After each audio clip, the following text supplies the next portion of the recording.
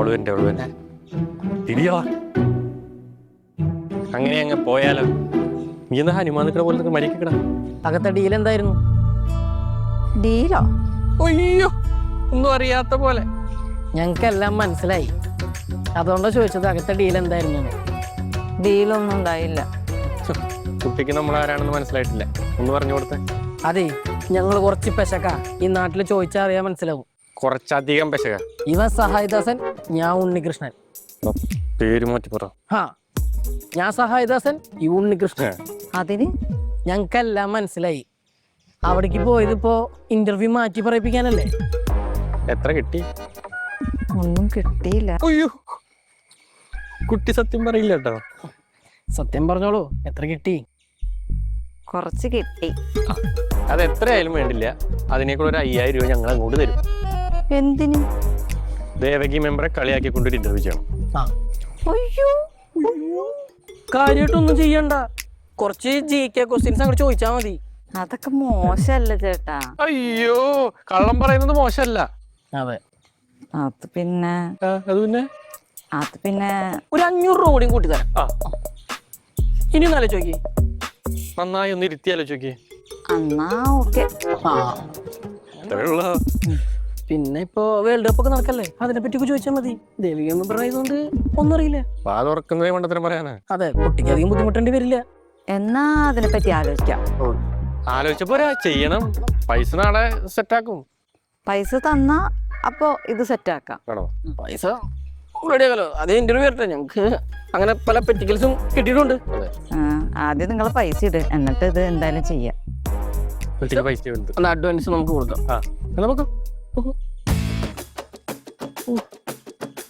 എന്നാ ചാടയല്ലേ? മൊത്തം ചാടയാ. നമസ്കാരം പ്രേക്ഷകർ. ഒരു മിനിറ്റ്, നേരത്തെ പറഞ്ഞ പോലെ ദേവകി വാസുദേവൻ എന്ന് പറയണ്ട, ദേവകി എന്ന് മാത്രം പറഞ്ഞാൽ മതി.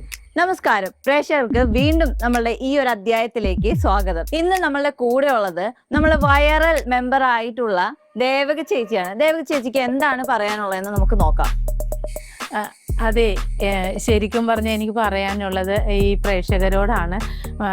കഴിഞ്ഞ ഇൻ്റർവ്യൂവിൽ എനിക്കൊരു ചെറിയ നാവുപിഴ സംഭവിച്ചു പോയായിരുന്നു. പിന്നെ നാവുപിഴയേക്കാൾ കൂടുതൽ എൻ്റെ എതിർ പാർട്ടിക്കാർ പിന്നെ അവർ എൻ്റെ വീഡിയോ AI വീഡിയോ ആക്കിയോ അല്ലെങ്കിൽ അല്ലാതെ അവർ പ്രചരിപ്പിച്ച് അതിനെ വൈറലാക്കിയതാണോ എന്നറിയത്തില്ല. എന്തായാലും അങ്ങനെ ഒരു നാവുപിഴ സംഭവിച്ചു പോയി. അതിന് ഞാൻ എല്ലാവരോടും ക്ഷമ ചോദിക്കുന്നു.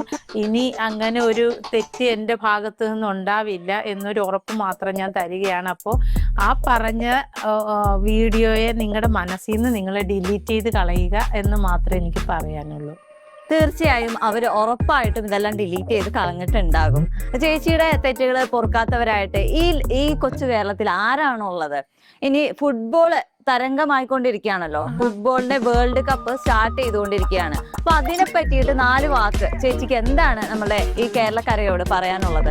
ശരിക്കും പറഞ്ഞാൽ ഈ ഫുട്ബോൾ എന്ന് പറഞ്ഞാൽ എനിക്കും എൻ്റെ രാഷ്ട്രീയത്തെ സപ്പോർട്ട് ചെയ്യുന്ന എല്ലാ ജനപ്രതിനിധികൾക്കും ഭയങ്കര ഇഷ്ടമുള്ളൊരു കായിക രൂപമാണ് ഈ ഫുട്ബോൾ എന്ന് പറയുന്നത്.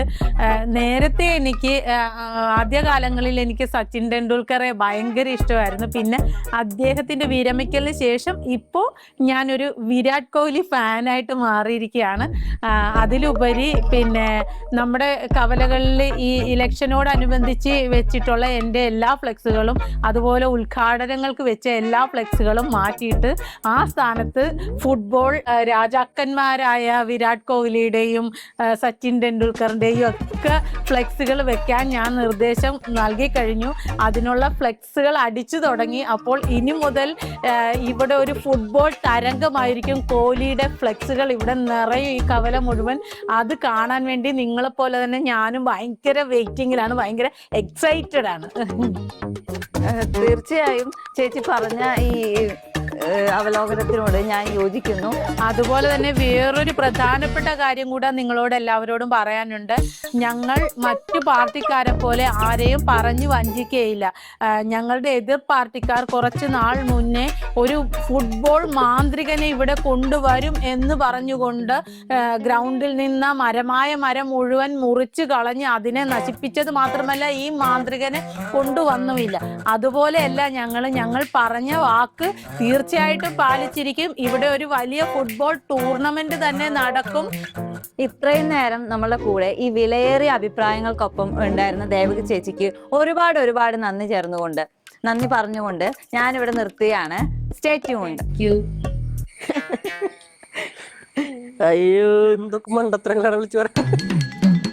അതാ മണ്ടത്തരം പറയുമെന്ന് അറിയാം, പക്ഷെ ഇത്ര പറയുമെന്ന് ഞാൻ വിചാരിച്ചില്ല. എന്തായാലും ഇന്റർവ്യൂ ചെയ്ത കൊച്ച് പൈസക്കുള്ള പണി ചെയ്യുന്നുണ്ട്. ഒരു 500 രൂപ കൂടുതൽ കൊടുത്തല്ലേ, അതിനുള്ള പണി അവൾ എടുത്തിട്ടുണ്ട്. അതാണ് കുട്ടികൊള്ളാട്ടെ, കുട്ടികളാ. ഞാനൊന്ന് ആലോചിച്ചാലേ. നീ ആലോചിക്ക്. അതാകുമ്പോ എന്നെ പൊക്കാൻ വേറെ ആരുടെ ആവശ്യമില്ലല്ലോ, അവള് തന്നെ ഇങ്ങനെ. ഞാനൊരു കാര്യം പറയട്ടെ, പക്ഷെ ഈ മാധ്യമ പ്രവർത്തകരെ വിശ്വസിക്കാൻ പറ്റില്ല. എന്തിനാ? എടാ ഒരു ഒളി ക്യാമറ വെക്കും, നിന്റെ പല കളികളും പൊളിക്കും. അത് വേണം. അതുകൊണ്ട് ഞാൻ കിട്ടാം. അല്ല നിനക്ക് കിട്ടാണ്ടല്ല. അല്ല എനിക്ക് പിന്നെ അങ്ങനെ അധികം കള്ളത്തരല്ലോ നിന്റെ അത്ര. പിന്നെ മാച്ചിങ് നോക്കേണ്ടത് ഉയരം ഹൈറ്റിലൊന്നല്ലല്ലോ, മനസ്സിലല്ലേ. അത് ഞങ്ങൾ തമ്മിലുണ്ടാവും. മാമാ പ്രവർത്തനത്തിന് നല്ലതാ, മാധ്യമ പ്രവർത്തനം. എടാ നമുക്ക് ഈ സാധനം മാക്സിമം ഷെയർ ചെയ്യണം. നിന്റെ മറ്റേ ഗ്രൂപ്പില്ലേ, ഏത്? മറ്റേ കളി ഗ്രൂപ്പ് ടർഫിലെ, അവന്മാര് ഷെയർ ചെയ്തോളൂ. ഇത് കാര്യം ചെയ്യും, ഞാൻ പോയിട്ട് പോയിട്ട് വരണട്ടാ. കൊടുക്കാൻ നമുക്ക് ഒരുമിച്ച് കൊടുക്കാം. ഇവിടേക്ക് വരാൻ പറഞ്ഞ വേറൊന്നല്ല, വേറെ ആരും കാണാതിരിക്കാൻ വേണ്ടിട്ടാ. ആരും വരുന്നത് കണ്ടോന്നില്ലല്ലോ. ഇല്ല, പറഞ്ഞ തുക മുഴുവനില്ല. ATM എടുത്തപ്പോ ഇത്രേ കിട്ടുള്ളൂ, ബാക്കി ഗൂഗിൾ പേ ചെയ്ത് തരും. ഇവൻ ചെയ്ത് തരൂ. ഇവൻ പറഞ്ഞാ വിശ്വസിക്കാം. ഇതിപ്പോ എത്രയുണ്ട്? ഇത് 5000 കറക്റ്റ് ഉണ്ട്. എണ്ണേണ്ട ആവശ്യമില്ല, വിശ്വാസം ഉണ്ടെങ്കിൽ എണ്ണേണ്ട ആവശ്യമില്ല. എനിക്ക് ഇത്തിരി വിശ്വാസം കുറവാ. അത് പറഞ്ഞ തുക ഉണ്ട്, 5000 ഉണ്ട്. 1500 അല്ലേ നിങ്ങൾ പറഞ്ഞ ഗൂഗിൾ പേ തരാം. ഇവ ഇട്ട് തരും. ഇവൻ അല്ലെങ്കിൽ ഞാൻ അയച്ചു തരും. എനിക്ക് പാർട്ടിക്കാരെ വിശ്വാസം കുറവാ. മറ്റുള്ള പാർട്ടിക്കാരെ പോലെയല്ല ഞങ്ങള് വേറെയാ. അതറിയാം, അതുകൊണ്ടാണ് ചോദിച്ചത്. എന്തായാലും കുട്ടിക്ക് കിട്ടേണ്ട പൈസ ഇന്ന് വൈകിട്ട് വരും. തന്നില്ലെങ്കിൽ ഇന്ന് വൈകിട്ട് വന്നില്ലെങ്കിൽ നാളെ വരും. ഇനിയും വർക്കുള്ളതല്ലേ, എത്ര കുടുംബങ്ങളെ കലക്കാനുള്ളതല്ലേ. അതെ, സത്യത്തിൽ ഈ കുടുംബം കലക്കാൻ എത്ര ചാർജ് വരുന്നത്? നല്ല ചാർജ് ഉണ്ട്. ഇപ്പൊ എന്തായാലും നിങ്ങൾക്ക് പേ ചെയ്യാൻ പറ്റില്ല. പൈസ സൂക്ഷിച്ചും കണ്ടൊക്കെ ചെലവാക്കിയാൽ മതിട്ടാ. അതെ, ബാങ്കിലൊന്നും കൊണ്ടുപോകാൻ നോക്കണ്ട. എന്തേ? അല്ല ഒന്നുമില്ല. ഇത് ഇനി വല്ല കള്ളനോട്ടാണോ? അത് കണ്ടിട്ട് തോന്നുന്നുണ്ടാ? പറയാൻ പറ്റൂല, പാർട്ടിക്കാരല്ലേ. ഇല്ല, ഞങ്ങളതിൽ മൊത്തം ബ്ലാക്ക് മാത്രമേ ഉള്ളൂ. അതെ, ബ്ലാക്ക് ആണോ വൈറ്റ് ആണോ എന്ന് കണ്ടറിയാം. എടാ കൊച്ചാപ്പി, അപ്പൊ ഈ സച്ചിൻ ഫുട്ബോൾ അല്ലേ കളിക്കുന്നത്? ഹോക്കി. അയ്യോ, ഹോക്കി ആയിരുന്നു. ഞാൻ എന്തൊരു മണ്ടത്തരവാടാ വിളിച്ചു പറഞ്ഞത്. ശരിക്കും പറഞ്ഞ എന്തുവാ ഇപ്പൊ മണ്ടത്തരം? ഈ സച്ചിൻ കളിച്ചോണ്ടിരിക്കുന്നത് ക്രിക്കറ്റ്, പിന്നെ ഈ കോഹ്ലി കളിക്കുന്നത് ക്രിക്കറ്റ്.